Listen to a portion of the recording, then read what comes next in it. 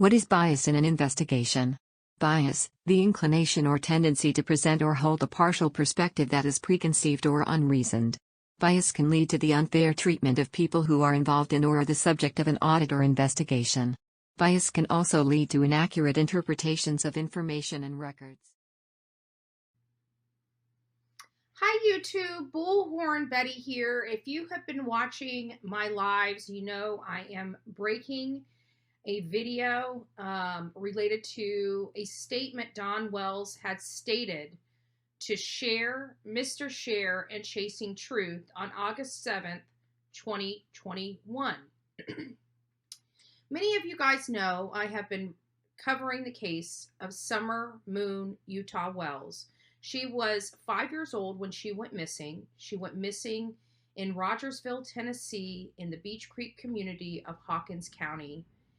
She has not been seen from since. Many people believe that the parents are involved in this case. There are people that do not. I have been reviewing this case because when I went out there, I've made several trips to the Rogersville, Tennessee area and several trips to the Beech Creek community specifically. There's a lot of information that I had obtained and acquired throughout my trips to this area. A lot of neighbors, a lot of friends that were close to the family at the time Summer went missing no longer really have much to do with this family. I've been going through all these interviews that Don had, including the ones that he had with me and people on our team.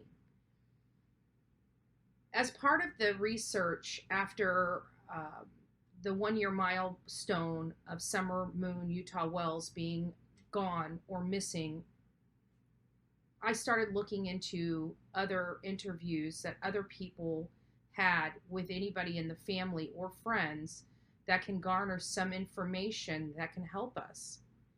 And every time I review these interviews, I find more information that I've heard before, but it just didn't click. This is no different, guys. This is no different. I don't understand if you have a missing child. You call that missing child in, report them missing, law enforcement comes out, your statements aren't kind of jiving, they're asking you for your cell phone, they're realizing something is not right here, they're starting to look at this case in a different light, and you're the father and decide to bamboozle law enforcement and say, hey, I need to go search my car for something. Do you mind? Of course not. Go on ahead out there and look at your car. And then lo and behold, Don jumps behind the seat and puts the key in the ignition, turns the car on, and wants to leave the property the day that his daughter was reported missing. Something does not add up or ring true to me with that statement. Something just does not add up. Why in the world would the father of a missing child want to jump in his car and leave, slap dead in the middle of an investigation on his property?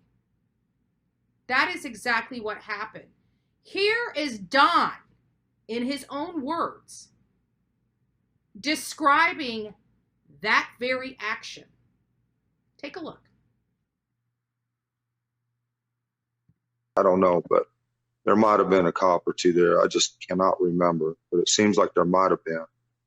But after that, all these trucks and trailers with four-wheelers and stuff started pouring in, and police, and they actually blocked or bottlenecked Beech Creek and Ben Hill Road. We couldn't get out or in or nothing.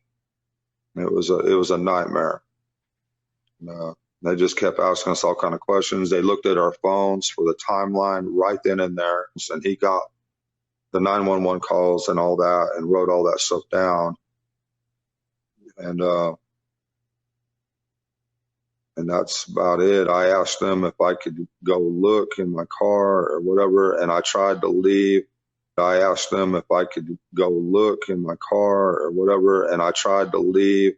I asked them if I could go look in my car or whatever, and I tried to leave, and I couldn't even get my car out of the driveway. It was just blocked in. I made sure I gave you guys portions before that statement and portions after that statement so you could see this was not me just getting in there and clipping just a little bit of words. He actually said he was being interviewed by the police and says, "Oh, can I go check my car for something?" Officer says, "Sure. Go out there and check your car." Next thing you know, Don Wells is trying to leave the property. What Bullhorn Betty just did is a perfect example of bias in an investigation. What Don was actually saying is he wanted to go look for Summer in his car, which in my opinion is a natural response to the situation. The bias Bullhorn Betty just displayed isn't helpful in an investigation and in fact can be quite harmful.